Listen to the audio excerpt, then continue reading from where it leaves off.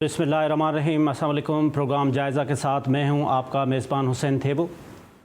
मुल्क में सैलाब की तबाहकारियाँ जारी हैं, वो चाहे सिंध हो, पंजाब हो, बलूचिस्तान हो, KPK हो। एक अंदाज़े के मुताबिक ये जो करंट फ्लड है पाकिस्तान में, ये पाकिस्तान के हिस्ट्री का सबसे वर्स्ट बदतरीन डैमेजेस किए हैं इस सैलाब ने। एक अंदाज़े के मुताबिक PDM की रिपोर्ट है कि आज के दिन तक 982 अफराद इस सैलाब के ज़द में तबाहकारियों में अपनी जान का नजराना पेश कर चुके हैं पाकिस्तानी। एक अंदाज़े के मुताबिक 1452 अफराद ज़ख्मी हुए हैं। ये अभी तक जो एक अंदाज़ा है वो लाखों में घर जो डैमेज हुए हैं, लेकिन जो एग्जैक्ट फिगर है वो 6 लाख घर हैं जो पूरे पाकिस्तान में तबाह हुए हैं। अभी पानी का एक बहुत बड़ा जो रेला है जिसको तकरीबन 600 क्यूसेक पानी गुज़रेगा KPK से, और वो सारे पाकिस्तान में से गुज़रेगा। इस वक्त पाकिस्तान के पॉलिटिशियन अभी तक उसी अंदाज़ में एक दूसरे के ऊपर ब्लेमबाजी कर रहे हैं, और वो सब के सब अपील कर रहे हैं, गुजारिश कर रहे हैं। वो कर रहे हैं पाकिस्तानियों को, वो कर रहे हैं बिजनेसमैनों को, वो कर रहे हैं बाहर के लोगों को कि वो आएँ पाकिस्तान की मदद करें। अभी तक मुझे ऐसा कोई पाकिस्तानी पॉलिटिशियन नज़र नहीं आया जिसने अपनी जेब से पैसे निकाले हैं और कहें कि जी ये 10 रुपये मेरी तरफ से हैं। हाँ, एक साहब हमें मिला जिन्होंने 50-50 रुपये, पाकिस्तान पीपल्स पार्टी के सीनियर रहनुमा थे, उन्होंने लोगों में तकसीम किए। उस पर भी हम बात करेंगे। हम हमेशा एक बात कर रहे होते हैं कि कलेक्टिव और इंडिविजुअल एफ़र्ट्स की ज़रूरत है। आप दें, आप 1 रुपया दें, आप 50 रुपया दें, आप 1 करोड़, लेकिन आप अपने स्टेटस के हिसाब से दे दें। जो आपको अल्लाह ताला ने आपको इज़्ज़त, शान और शौकत दी है, आप उस हिसाब से दें। हालिया जो हमने फैटअप की रिस्ट्रिक्शंस की वजह से बहुत सारे NGOs को हमने बंद कर दिया, जिसकी वजह से बाहर से पैसे आने में भी बहुत ज़्यादा मुश्किलात है। जो हमारे मुल्क में अच्छे NGOs काम कर रहे हैं, हम उनको रादर दैन के अप्रिशिएट करें, ये हमारा नेशनल स्लोगन है कि हम उनको क्रिटिसाइज़ कर रहे होते हैं। रादर देन के हम उनकी एक अच्छी पॉइंट निकाल लें, हम कोशिश करते हैं तो एक बुरी पॉइंट निकाल लें, वो चाहे कोई NGO हो, चाहे वो इंडिविजुअल हो। ये हमारे कौम का मसला है, वो हम कोशिश कर रहे होते हैं कि हम उसको क्रिटिसाइज़ करें।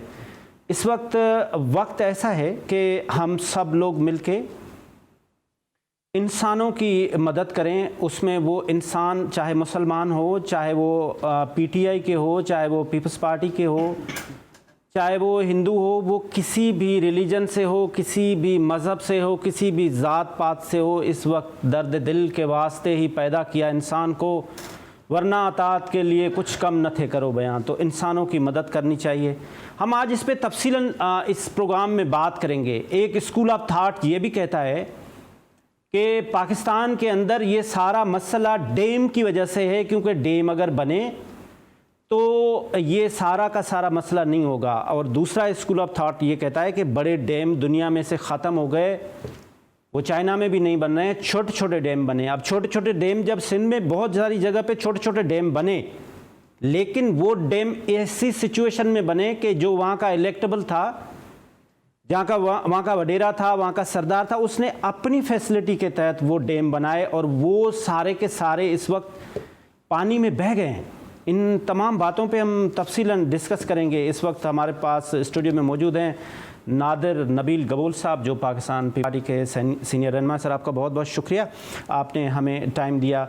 नुसरत वाहिद साहिबा हैं, जो पाकिस्तान तहरीक इंसाफ की MNA थी या हैं, ये हमें नहीं पता। मैडम, आपका बहुत बहुत शुक्रिया, आपने हमें टाइम दिया। इस वक्त हमें स्काइप पे ज्वाइन करेंगे ज़फ़र अब्बास, जो JDC के फाउंडर हैं। वो बहुत अच्छा काम भी कर रहे हैं, और हम थोड़ी देर के बाद अयाज़ लतीफ़ पलीजो साहब से भी बात करेंगे कि सिंध में इस वक्त क्या हो रहा है, पीपल्स पार्टी की परफॉर्मेंस क्या है।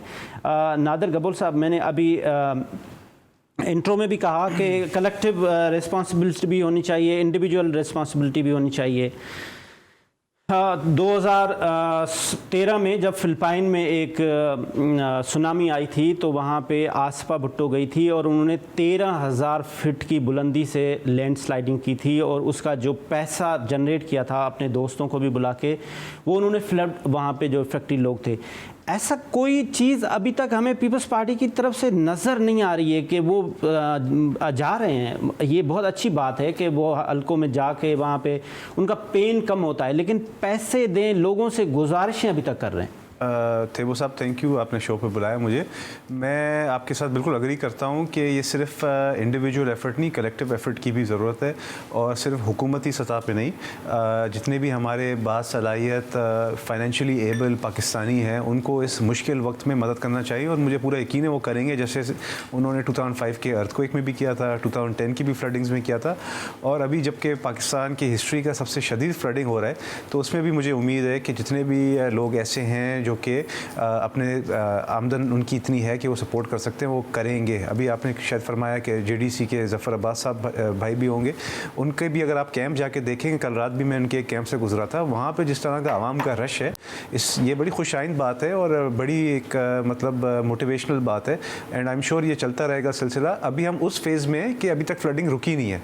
पहला फेज़ तो ये है कि जब फ्लडिंग रुक जाएगी फिर हम असेस कर सकेंगे कि एग्जैक्टली कितने लोगों को ज़रूरत है। अभी हमें अंदाज़ा है कि लाखों लोगों को ज़रूरत है, हज़ारों लोगों की अमवात हो चुकी है, मगर एक सेकंड भी हमारे जितने भी नुमाइंदे हैं, चाहे बिलावल साहब ख़ुद हों, सीएम साहब हों, जितने भी मिनिस्टर्स एमपीएस हैं, वो अपने अपने इलाके में हैं। बिलावल साहब ने पूरे सिंध का दौरा किया और वो इन कांटेक्ट है ना सिर्फ गवर्नमेंट के इदारों से बल्कि इंटरनेशनल डोनर से भी, बिकॉज आपको पता है कि क्योंकि पाकिस्तान हर मुश्किल वक्त में अपने इंटरनेशनल पार्टनर्स के काम आता है, तो हमें उम्मीद है इस वक्त इंटरनेशनल जो हमारे पार्टनर्स हैं वो हमारी इस मुश्किल वक्त में मदद करेंगे। जैसे कि आज बिलावल साहब ने आई बिलीव फ्रांस के फॉरेन मिनिस्टर से बात की और फ्रांस के फॉरेन मिनिस्टर ने भी यकीन दहानी कराई कि वो भी हेल्प करेंगे एंड आई एम श्योर जो ऑलरेडी यूएनडीपी के फ़ंड होता है, यूएनएचसीआर का फ़ंड होता है, यूएसएआईडी का फ़ंड होता है, वो भी इनपुट करेंगे। सिंध हुकूमत ने अपने तौर पे 1,25,000 टेंट्स का ऑलरेडी ऑर्डर कर दिया है।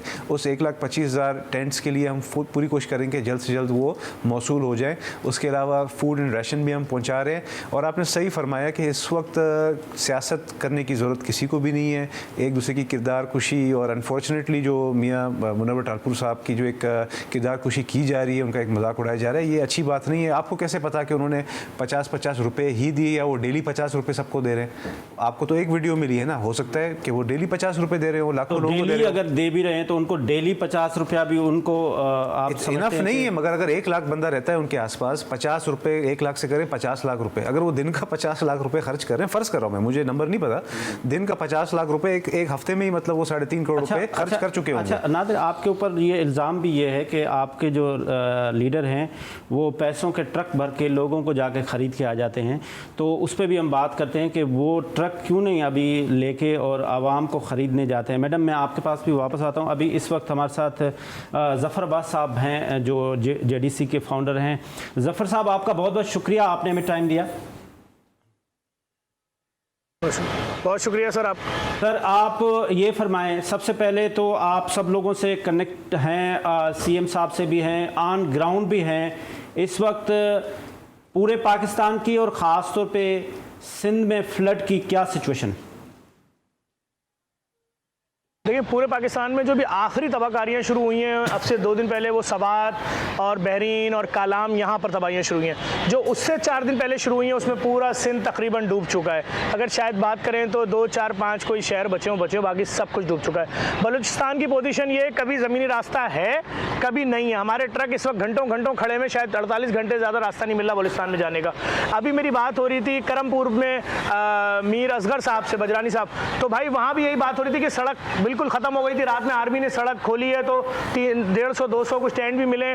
और जहाँ तक बात है इस वक्त सिंध में तबाहकारी की, तो मैं मान नहीं सकता कि अगर आपका सिंध धरती के किसी भी इलाके से ताल्लुक़ है और आप दुनिया के किसी भी मुल्क में, तो आप इस वक्त सुकून से सो रहे होंगे।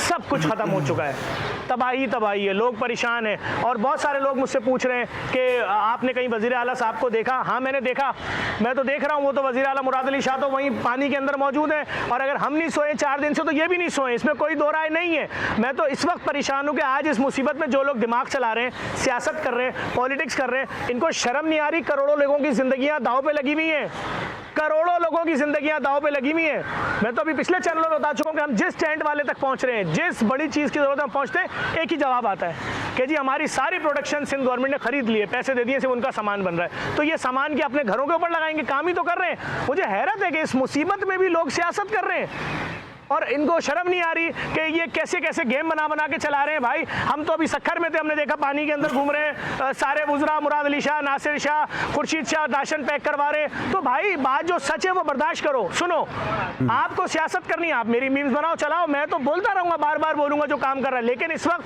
हमारे लोगों को वहाँ पर खुश्क राशन की, तैयार राशन की ज़रूरत है। आप वहाँ फूड के टिन पैक भिजवाएँ, दाल का पैकेट बनवाएं, टिन में 500 रुपये का पड़ेगा, भिजवाएँ। आप घर में मुर्गी खा रहे हैं, 1 किलो सालन पैक करवाएं, 850 रुपये का सालन समेत डब्बा तैयार होगा, भिजवाएं। रोटियां भिजवाएं। भाई किस चीज़ का वेट कर रहे हैं? कुछ भी नहीं है। अच्छा जफर साहब, नहीं बचा है। जो सच है जफर साहब ये बताएं कि इस वक्त आपको, अगर मैं सवाल रखूं, सिंध में आपको क्या मुश्किलात पेश आ रही है रेस्क्यू वर्क करने में, वेलफेयर एक्टिविटीज करने में? सबसे बड़ी ट्रांसपोर्टेशन के लिए सबसे बड़ी मुश्किल आ रही है जब आप हाईवे से उतरते हैं। पहली बात, हाईवे के बड़े बड़े पैच गायब हो गए हैदराबाद के बाद से लेकर आगे तक। तो उस वजह से एक गाड़ी अगर धंस रही है तो पीछे पूरा कॉन्वॉय रुक रहा है। अभी लाड़काना का सामान निकला था रात 8 बजे, अब तक नहीं पहुंचा है।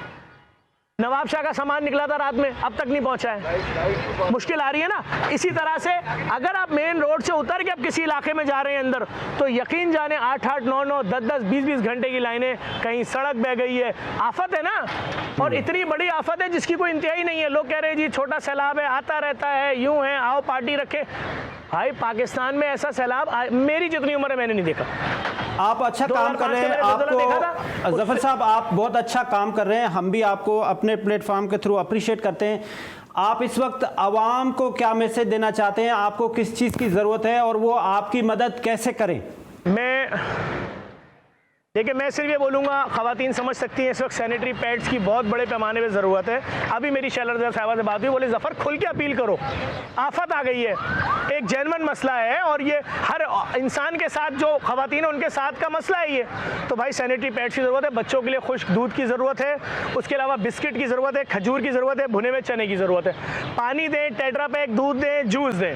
हमारी गाड़ियाँ, ट्रक, हम 100-100, 150-150 ट्रक जो निकाल रहे हैं रोज़ाना, हम क्या कर रहे हैं, जिसके पास जा रहे हैं, ये लो भाई दूध की ट्रे, ये लो भाई पानी के कार्टन, ये लो भाई बिस्किट का बड़ा सा कार्टन।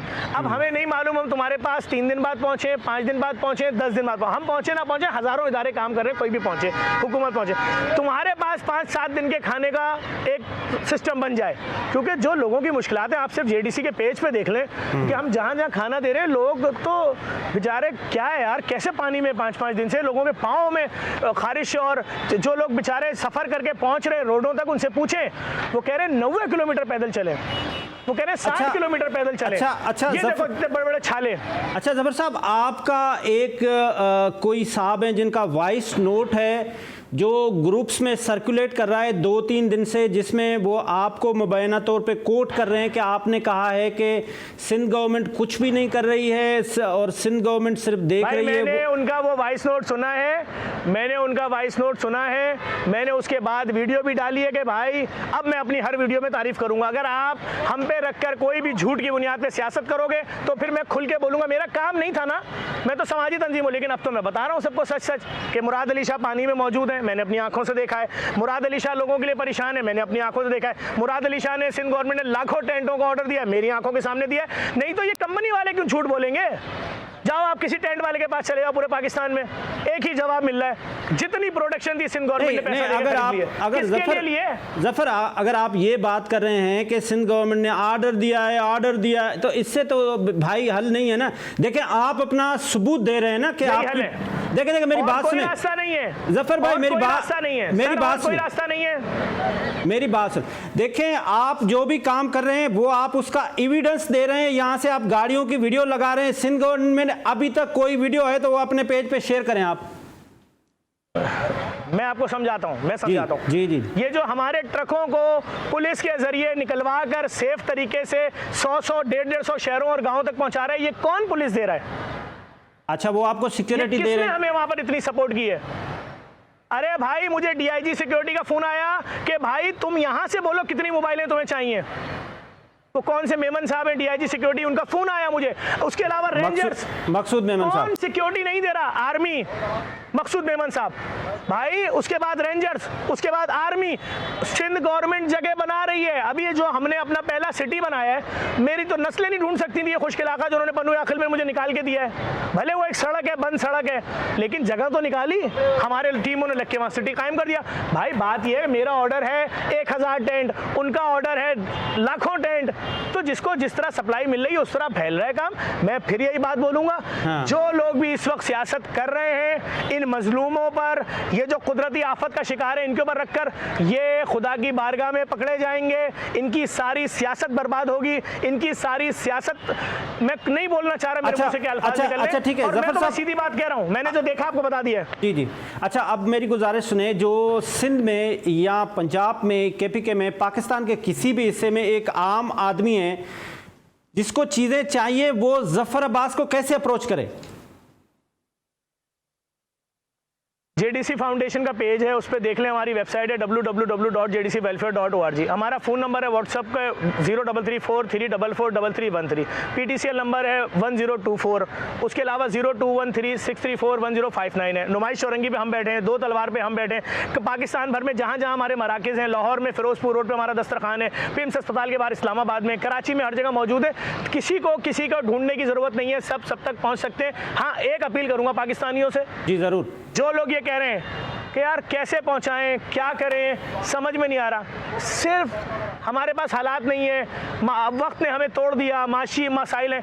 एक दिन का खाना छोड़ दो, एक वक्त का नाश्ता कर लो, दिन का खाना छोड़ो, और वो 12 रोटियां पैक करा के, टिन में सालन पैक करा के भेज दो। कल क़यामत के दिन अल्लाह ताला के सामने खड़े होकर बोलोगे कि जब मेरे करोड़ों लोग परवरदिगार आलम मेरे मुल्क में खुले आसमानों के नीचे पानी में डूबे हुए थे, हमने और हमारे बच्चों ने एक वक्त का खाना भेजा था। यकीन करो तुम्हारे लिए बड़ा काम आएगा ये। अच्छा जफर साहब, अगर ओवरसीज़ पाकिस्तानी आपको अप्रोच करें और आपको डोनेट करना चाहें, उनके लिए क्या प्रोसीजर है? और वो जो लोग जो बाहर नहीं निकलते, ख़ास तौर पे घर में बैठ के आपको ई सिस्टम के थ्रू डोनेट करना चाहें, उनके लिए आप क्या मैसेज देंगे?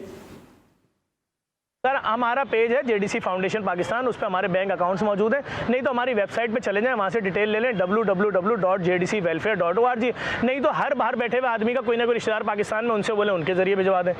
हमारा तो इस वक्त में मेन बार देखें, हम अपने पेज के ऊपर ये तक बता रहे हैं कि जो आज 100-150 ट्रक निकलेंगे, इन ट्रकों का किराया कितना लगेगा। 40-50 लाख रुपए किराया लगेगा आज रात ट्रकों का। जो कल रात निकले ट्रक, उनका कितना किराया लगा।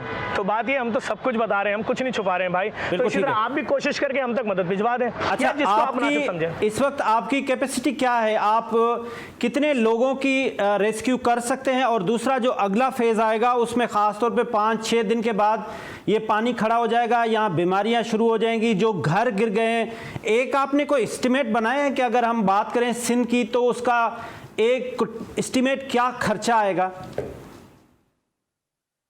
देखें, अरबों रुपए का खर्चा है। अभी पहला मरहला भी नहीं शुरू हुआ है। अभी रेस्क्यू करना है लोगों को इस वक्त कि भाई उनको पानी से निकालें, खुश्की मिले हैं। पानी से निकाल लिया, खुश्की है ही नहीं, तो दोबारा पानी में। तो अच्छा, अब क्या करना है? अब उन तक खाना पहुंचाना है। राशन की अपीलें कर रहे हैं बहुत सारे फलाही इदारे बैठ के। मैं उनसे पूछूंगा राशन किसको दोगे? वहाँ तो लकड़ी गीली है, सड़क है नहीं, खुश जगह। तो अब देना क्या है? पका हुआ खाना। पका हुआ खाना 800 रुपये का टिन पड़ रहा है एक वक्त का, नहीं दे सकते। 150 रुपये का बिस्किट, 2 पानी की बोतलें, 1 किलो खुश चना दे दो, उन तक पहुंचा देंगे, उनका 4 दिन का आसरा हो जाएगा। अब दूसरा मरहला क्या आएगा? अब पानी के अंदर इनको जो वबा लगेगी, हैजा, खारिश, मलेरिया और एक बहुत बड़ी वबा डेंगी। अगर डेंगी हो जाता है तो जहां बैठने के लिए जगह नहीं है, लेटने के लिए जगह नहीं है, वहां प्लेटलेट्स कहां से पहुंचेंगे? तो दुआ भी करनी है इनके लिए भाई।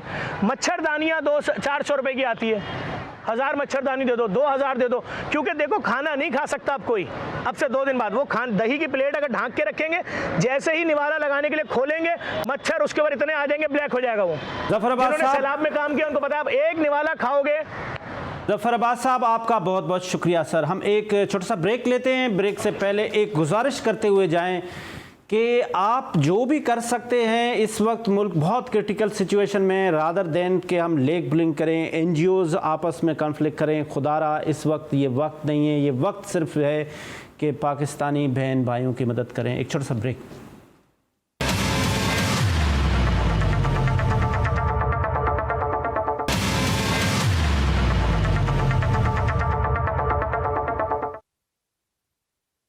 जी, वेलकम बैक। इस वक्त हमारे साथ मौजूद हैं सिंध की बड़ी आवाज़ अयाज़ लतीफ़ पलीजो साहब, प्रेसिडेंट कौमी अवामी पार्टी। पलीजो साहब, आपका बहुत बहुत शुक्रिया, आपने हमें टाइम दिया। बड़ी मेहरबानी जी आपकी। सर, सबसे पहले ये बताएं, इस वक्त आप ग्राउंड पे काम कर रहे हैं, सिंध में फ्लड की क्या सिचुएशन है? इंतहाई भयानक सिचुएशन है हुसैन साहब, और अगर कोई वेस्टर्न और जदीद दुनिया का शख्स उसे देखे तो वो समझेगा कि कोई मफतूहा इलाका है, कोई सहारा का डेजर्ट है, या कोई इस किस्म का इलाका है जहाँ पे कोई हौसी बागियों और कोई बोस्निया और सरबों के दरमियान लड़ाई चल रही हो और लोग मर रहे हों। ये वो सिंध है हुसैन साहब जो पाकिस्तान का 72% गैस पैदा करती है, पाकिस्तान का 58% टोटल प्रोडक्शन का पेट्रोल पैदा करती है, दुनिया का 7वां कोयले का जखीरा यहाँ पर है। इसके पास 2 डीप सी पोर्ट हैं, कैटी बंदर और कराची, और उसके पास इंटरनेशनल एयरपोर्ट है। उसके पास मार्बल, जिप्सम और मादनियात हैं। उस सिंध के गली गली और गांव गांव में भूखे लोग हैं, हमारी बहनों और माओं के कपड़े फटे हुए हैं, हमारे बच्चे भूख से बिलक रहे हैं, हमारे घरों में बूढ़ों की लाशें पड़ी हुई हैं, गांव जो घेरे में आए हुए हैं वहां बुजुर्ग जो और जानवर उनकी लाशें पड़ी हुई हैं, क्योंकि वहां से निकलने का कोई रास्ता नहीं है, लकड़ियां जलाने को नहीं है, खाने के लिए आपके पास खुराक नहीं है, बिलकते बच्चों के लिए आपके पास दवाई नहीं है। और इस सूरत हाल में जो मंजर बंदा देखता है उसको थोड़ा सा भी अगर एहसास हो तो वो समझेगा कि मैं खुद मुजरिम हूँ, ये मेरे सामने क्या हो रहा है। और सबसे बड़ी बात यह है कि हुसैन साहब इस पूरी सिचुएशन में आपके हुक्मरान लाताल्लुक हैं। सिंध में जो हुक्मरान हैं 15 साल से, जो कहते हैं हमारे पास मैंडेट है और सिंध के लोग हमारे वोटर हैं, वो लाताल्लुक हैं। उनके चेहरे पे मुस्कुराते हैं, वो वोटिंग कर रहे हैं, वो बंद हाउसेस में और ड्राइंग रूम्स पे बैठ के मुस्कुरा रहे हैं, गप्पे मार रहे हैं, लोगों पे इल्जाम लगा रहे हैं कि आपको खुराक इसलिए नहीं देते कि हमारे पास कराची में और वज़रा के पास लकड़ियां नहीं हैं, इसलिए आपको खुराक नहीं पहुंचा सके। गरीब और भूखे लोगों को 50-50 रुपए के नोट देते हैं, उनको कहते हैं कि आपके एमाल खराब हैं, उनको कहते हैं कि ये कुदरती आफत है, हम कुछ नहीं कर सकते। बजाय ये समझने के कि ये कोई जलजला नहीं है, ये साइक्लोन नहीं है, कुदरती आफत उसे कहते हैं जो अचानक से आ जाए। मॉनसून हर साल आता है, हर 5-6 साल के बाद तेज बारिशें हो जाती हैं और कभी सूखा पड़ जाता है। ये नेचुरल फिनोमेना है, ये सारी दुनिया में होता है। मलेशिया, सिंगापुर, थाईलैंड, ये पूरी रीजन ये डूबी हुई होती है। हर साल इसमें 360 दिन बारिशें होती हैं, वहां कोई नहीं डूबता। और इस मुल्क में उसके अमीर तरीन सूबे के लोगों को डुबोकर उन पे कहकहे लगाए जा रहे हैं, उनकी इंसल्ट की जा रही है, उनको ह्यूमिलिएट किया जा रहा है, उनके लिए कोई इमदाद नहीं है। और जो इमदादी इदारे, जी आप सही फरमा रहे हैं। अच्छा, एक स्कूल ऑफ थॉट ये है कि जो पाकिस्तान में ये इतना बड़ा पानी आया है, ये जो फ्लड है, इसका रीज़न ये है कि पाकिस्तान में बड़े डैम नहीं बनाए जाते। दूसरा स्कूल ऑफ थॉट ये कहता है कि पानी जो बारिश का ऊपर से आया है उसने डैमेज किया है। अभी भी जो हमारे कैनाल्स हैं उनकी जो कैपेसिटी है, अगर यहाँ पे 9 लाख क्यूसेक आया है तो उसकी 12 लाख है।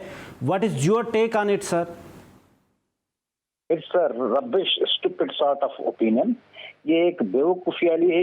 ये होती है किसी के जख्मों पर आप नमक पाशी करें। ये बिल्कुल वैसे ही एटीट्यूड है जैसे पीपल्स पार्टी के रहनुमा कहते हैं कि इनके अमाल खराब हैं, वैसे ही कुछ वफाकी पार्टीज कहती हैं कि डैम बना लो। भाई डैम बनेंगे ऊपर, तरबेला, मंगला, कालाबाग, भाषा, कोलू, ये जो डैम जहां बनाएंगे आप, इन डैम्स के वजह से सिंध में बारिशों का पानी जो उल्टी एलबीओडी और आरबीओडी बह रही है, उसके पानी को क्या करेंगे? हमल और जो ढंडे हैं और झीलें हैं और जो उल्टी बह रही हैं, उनका आप क्या करेंगे? और सिंध में ड्रेनेज न होने की वजह से जो खैरपुर, नाथन शाह, जोही, ठुल, सांगड़, पूरा बदीन ये डूबे हुए हैं, जुडो डूब रहा है इस वक्त, उनके लिए अब उसका डैम से क्या ताल्लुक? डैम तो पूरी दुनिया में नाकाम एक टेक्नोलॉजी बन चुकी है। सारी दुनिया, वो सरदार सरोवर हो या दूसरे डैम, उनके खिलाफ कैंपेन्स चली हैं।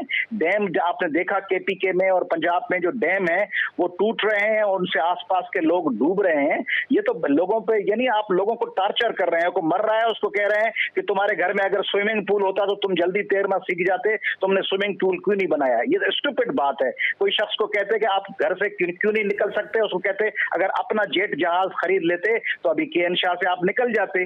मैं समझता हूं कि ये सिंध के साथ हशर में सूबाई हुकूमत, वफाकी हुकूमत, NDMA, ये नेशनल डिजास्टर मैनेजमेंट अथॉरिटी कहाँ है, प्रोविंशियल डिजास्टर मैनेजमेंट अथॉरिटी कहाँ है, ऊपर से जो इंटरनेशनल डोनर्स आपकी मदद करते, उनको आप पता है क्या कह रहे हैं हुसैन साहब, उनको कहा जाता है कि पहले इकोनॉमिक अफेयर्स डिवीजन से परमिशन लो। यानी के शाह या ठुल या जोही और झुडो के डूबते हुए पहले वहां इमदाद के लिए आप इकोनॉमिक अफेयर्स डिवीजन से परमिशन लें, फिर इंटीरियर मिनिस्ट्री से लें, फिर सिंध गवर्नमेंट से लें, फिर DC से लें। और आपको पता है सक्खर में, मैं नाम नहीं लेना चाह रहा उन इमदादी इदारों का, उन्होंने मुझे पर्सनल बताया है उनके ओनर्स ने कि जब हम सक्खर पहुंचे और इमदाद का सामान लेकर तो हमें कहा गया कि इमदाद आप तकसीम मत करें, ये सिंध गवर्नमेंट को दें। ये सिंध गवर्नमेंट के आला तरीन मिनिस्टर साहिबान ने उनको कहा इमदाद हमें दें, हम अपनी हुकूमत की तरफ से तकसीम करेंगे।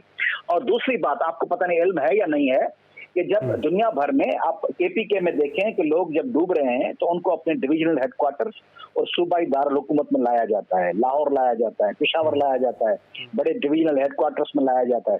सिंध के लोग मर रहे हैं, न कोई ट्रेन सर्विस है, न कोई बस है कि ठुल से, जुडो से, जोई से निकाल कर लोगों को कराची, हैदराबाद, सक्खर लाया जा सके। कोई इसके किस्म का तरीकेकार नहीं है। वजह क्या है? वजह यह है कि पीपुल्स पार्टी हर अजले में कुछ लोग पीपुल्स पार्टी को वोट देते हैं, कुछ नहीं देते। अब जो वोट देते हैं उनको अगर निकाल के ले गए तो बल्दियाती इंतखाबात, आइंदा इलेक्शंस, वो अगर हैदराबाद, कराची, सक्खर में आबाद हो गए तो उनको वोट कौन देगा? और जो उनको नहीं देते, जो मुखालिफ हैं, उनको क्यों ले जाएं, उनकी मदद क्यों करें?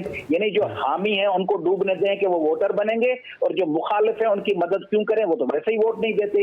इस सूरत हाल में बाकायदा टारगेट किया जा रहा है सिंध के लोगों को। जिस तरह गनीम आकर आपको निशाना बनाए, इस तरह आपको निशाना बनाया जाए। अली साहब, आप सही फरमा रहे हैं। एक एनालिसिस ये भी है कि अगर आज सिंध में इलेक्शन हो जाए तो पीपल्स पार्टी क्लीन स्वीप कर जाएगी। अब अयाज लतीफ़ पलीजो साहब जब बोल रहे होते हैं तो लोग उनको इबादत समझकर सिंध के लोग सुन रहे होते हैं, बहुत अच्छा बोल रहे होते हैं, लेकिन पीपल्स पार्टी को वोट दे देते हैं। अयाज लतीफ़ पलीजो साहब को वोट नहीं मिलता, पीपल्स पार्टी जीत जाती है, फिर आके इसी तरह से क्राइम करती है। What is reason? हुसैन साहब, ये बड़ी अहम तरीन आपने बात छेड़ी है। देखें, किसी भी शहर या मुल्क या सूबे या रीजन के लिए आपको स्ट्रेटेजिक पॉलिसीज बनानी होती हैं। पाकिस्तान आपका बने हुए 75-76 साल हो गए हैं और आपकी जो पॉपुलेशन है 5-5, 6-6, 3-3, 4-4 लाख पे आपकी कॉन्स्टिट्यूएंसीज हैं, और उनमें पोलिंग स्टेशन कौमी असेंबली में 220 से 30-50 होती हैं, 120 पोलिंग स्टेशन होती हैं सूबाई असेंबली में। वो शख्स लाके कमा के बना सकता है और जीत सकता है, पहली बात, मैनोवरिंग करके पैसों पे, जिसके पास अब 5 से 10 करोड़ हो सूबाई असेंबली के लिए ताकि वो पोलिंग स्टेशन खरीदे। एक बात। दूसरी बात ये कि आपके जो इस्लामाबाद और आसपास बैठे हुए हैं मुख्तलिफ ताकत के मरकज हैं, उनके लिए इस वक्त लड़ाई पंजाब में PTI और PMLN के दरमियान है। उसमें पीपल्स पार्टी और सिंध का कोई पुरसान हाल नहीं। कभी PTI में जान डालने के लिए PMLN की सपोर्ट में पीपल्स पार्टी इस्तेमाल होती है, कभी PMLN में जान डालने के लिए PTI की मदद में पीपल्स पार्टी इस्तेमाल होती है, जैसे सेनेट के इलेक्शंस में हुई।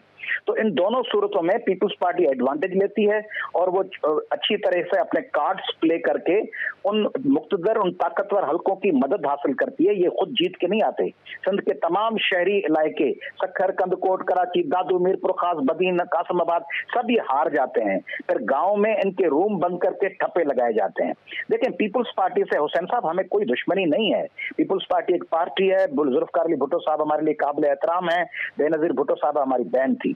आज अगर ये डिलीवर करना शुरू कर दें तो मैं इलेक्शन ही ना लड़ूं, मैं सिंध के लोगों को कहूं कि भाई पीपल्स पार्टी को वोट दो, अच्छा काम कर रहे हैं, सिंध के लोगों को सर्व कर रहे हैं। मगर सिंध को तो तबाह कर दिया गया है ना। सिंध की 50 से 100 अरब रुपए इरिगेशन डिपार्टमेंट के जो आपके कैनाल्स और आपके वाटर सोर्सेस के लिए इस्तेमाल हुए थे वो खाए जा चुके। जितनी बजट आती है उसके 60% खा जाते हैं ये। आपका बहुत बहुत शुक्रिया। हमारे पास आज टाइम कम है, हम इस पे आपसे तफसीलन बात करेंगे।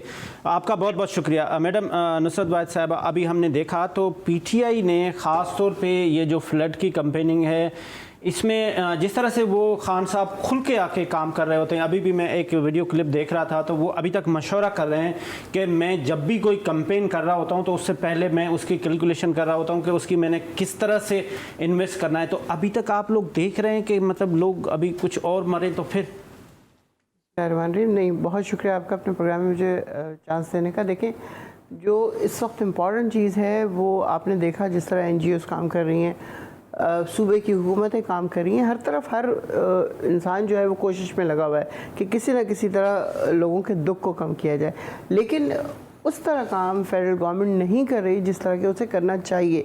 और अगर प्राइम मिनिस्टर इमरान खान का एक विज़न है कि मैं जब मैदान में उतरूं तो मैं इस तरह उतरूं कि लोगों के गमों को दूर कर सकूं, उनकी तकलीफ़ों को दूर कर सकूं, कैलकुलेशन की बात नहीं है और कैलकुलेशन की बात भी है कि आप इस तरह कैसे ब्लाइंडली चले जाएं किसी भी फील्ड में कुछ भी करने के लिए। आपको कुछ ना कुछ आपके पास होना चाहिए, पहले से आपको पता होना चाहिए कि यहाँ के लिए क्या क्या कुछ चाहिए, उस इलाके के लिए क्या कुछ चाहिए। आप ये देखें, अभी भाई बात कर रहे थे कि जी डैम्स की ज़रूरत नहीं है, ये कैसे हो सकता है? इंडिया में भी तो वही बारिश हो रही है ना, लेकिन वो दरिया जो वहाँ पे आ रहे हैं। एक छोटा सा ब्रेक अगर लेने की आप इजाज़त दें तो हम इस पे आपके तफसीलन बात करते हैं। एक छोटा सा ब्रेक।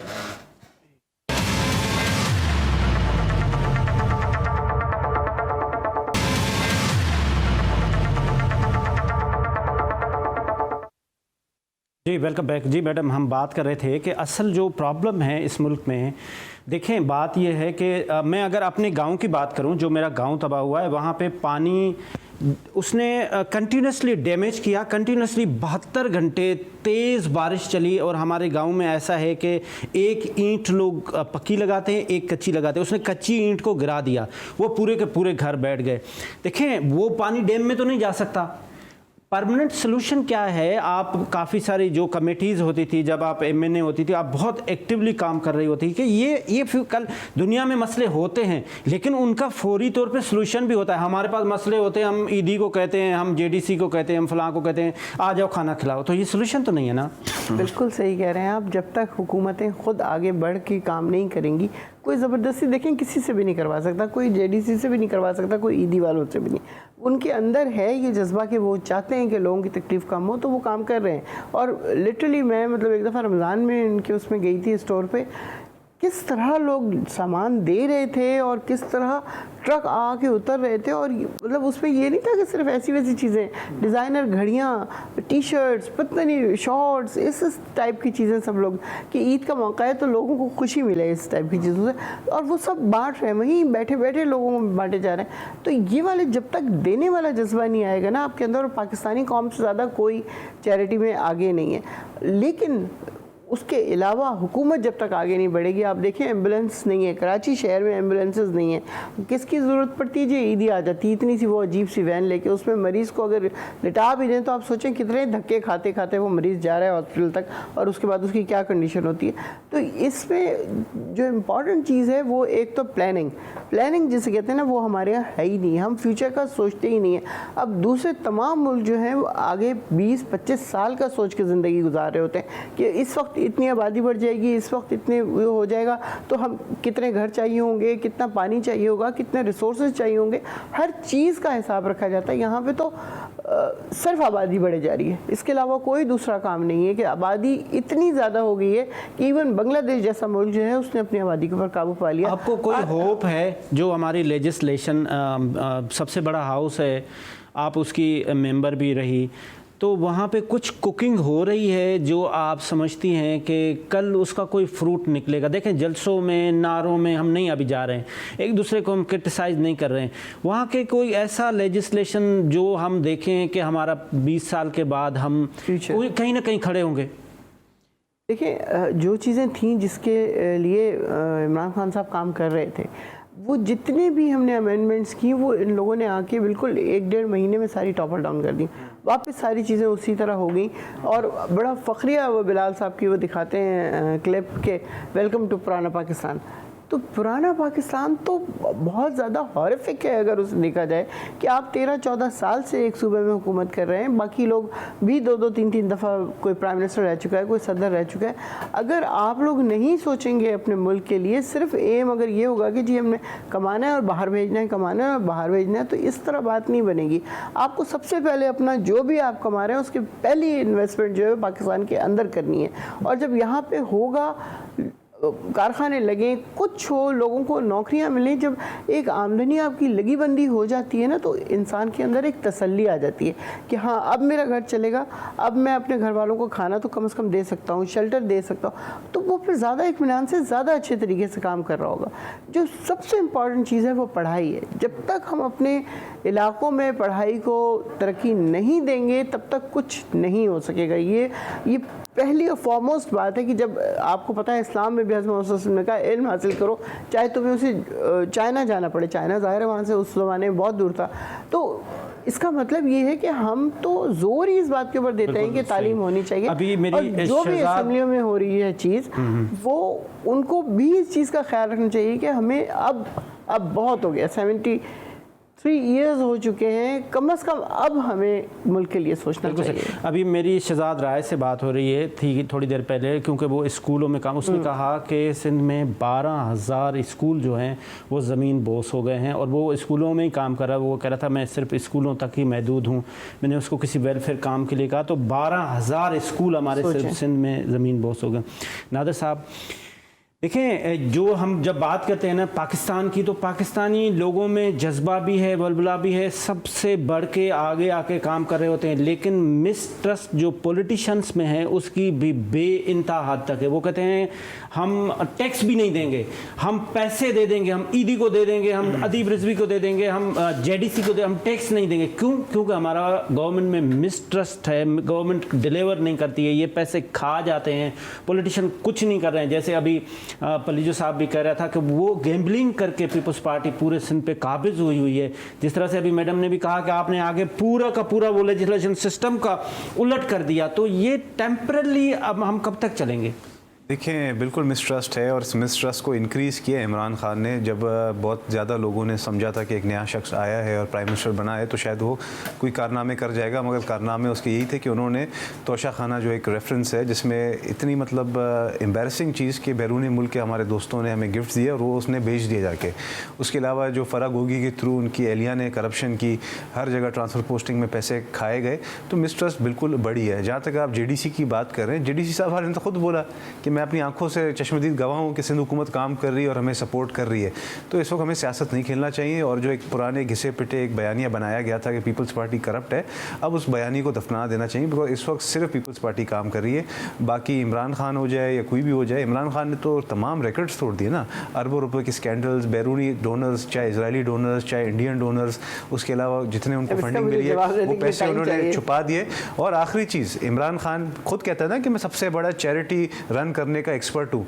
तो भाई इस वक्त आप अपने जलसों के लिए पैसे इकट्ठे कर रहे हो, उसके बजाय आप फ्लड मुतासरीन के लिए पैसे इकट्ठे करो। बल्कि जो अभी तक आपने पैसे इकट्ठे किए हैं जलसों के लिए जो कि पाकिस्तान को नुकसान पहुंचा रहे हैं, वही पैसे आप फ्लड मुतासरीन को दे दो, तो आपकी सब वाह वाह करेंगे, मैं भी वाह वाह करूँगा कि यार जो पैसे इसके पास जमा हुए थे जिसे ये जलसे करने जा रहा था, उसने उसी पैसों से जो इस वक्त फ्लड मुतासरीन है उनके पेट में रोटी पहुँचाई है, उनके सर पर छत दिया। जलसे खत्म हो गए। अच्छा, मैं ज़रूर आप लोगों को इसी टॉपिक पे एक से सवाल करता, फिर दूसरे से सवाल कर लेते, आप एक की बुराइयां इतनी ज़्यादा, दूसरा दूसरे की बुराइयां।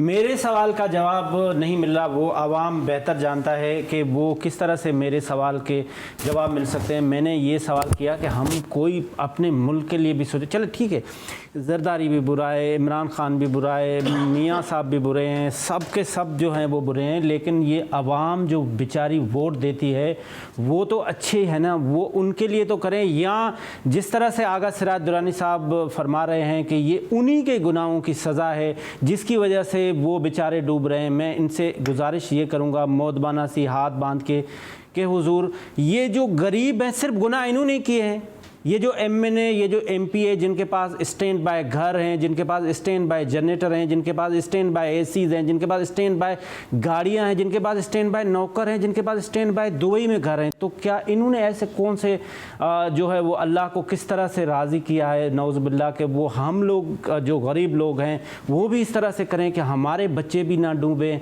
हमारी भैंसें भी ना दरिया में चली जाएं। तो ये इसके लिए सोचना पड़ेगा हमारी लीडरशिप को कि कब तक हम एक दूसरे के ऊपर ब्लेमबाजी और आवाम के ऊपर ब्लेमबाजी। खुदा हाफिज़। पाकिस्तान जिंदाबाद।